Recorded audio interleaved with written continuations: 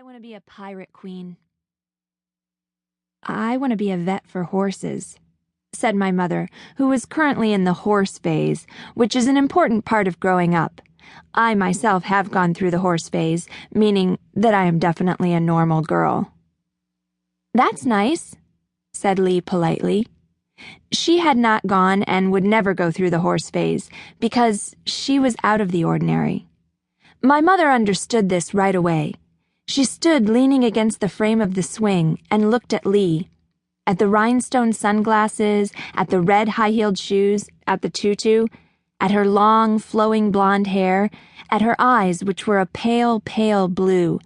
And as she looked, she began to feel like she really was in the presence of a queen, perhaps even a pirate queen.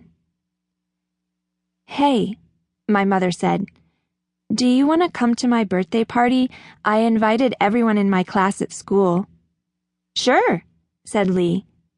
"Sure, I'll come to your party, Sarah." She was the only one who did.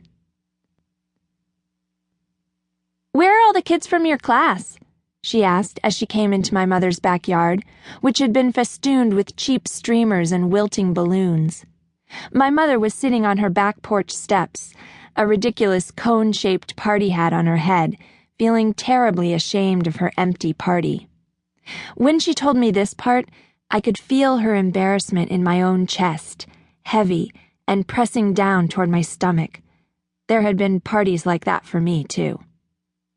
"They didn't come," muttered my mother, and wiped her nose on the back of her hand. "Well, I came," said Lee, handing my mother a present wrapped in pink, sparkly paper. "Go on, open it." I always imagined the pink paper unfolding and falling away as though I were opening it with my own hands. Lee had given my mother toy horses, a set of 4 of them, matching mothers and foals, 1 pair of palominos and 1 pair of bays. "Do you like them?" asked Lee eagerly. "I love them," my mother said. The horses were flocked and soft. I knew because the first time that my mother had ever told me the story, she had taken the horses down from where she kept them on her dresser and let me touch them. "I thought you would," said Lee. "Let's play the party games now." She and my mother played egg and spoon race, pin the tail on the donkey, and scavenger hunt. They beat the piñata into a rainbow assortment of torn pieces. They had 2 pieces of birthday cake each, and they divided the contents of all the unclaimed goodie bags between themselves. They made a fort out of 2 lawn chairs and an old sheet, and carried all the candy from the piñata into it, where they devoured it in secret. My mother said it hadn't mattered that there were only the 2 of them, with no other guests around.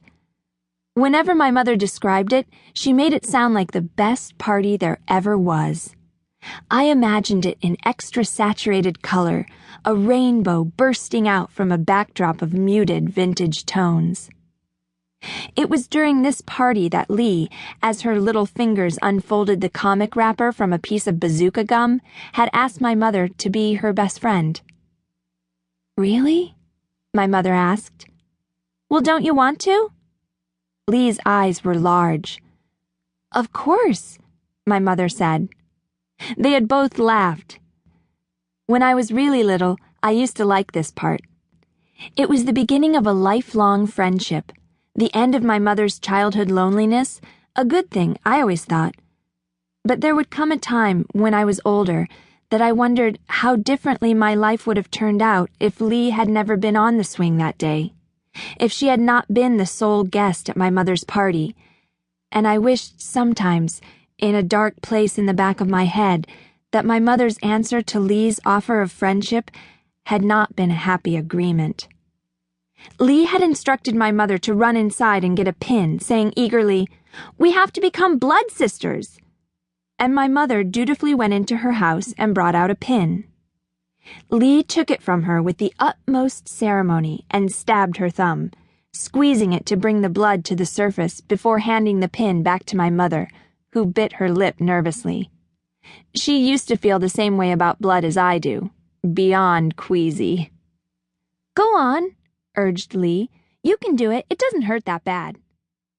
My mother pricked her thumb, and when a little To keep listening to this audiobook, I've left you a link in the description so you can do it at no cost thanks to Audible's 30-day free trial.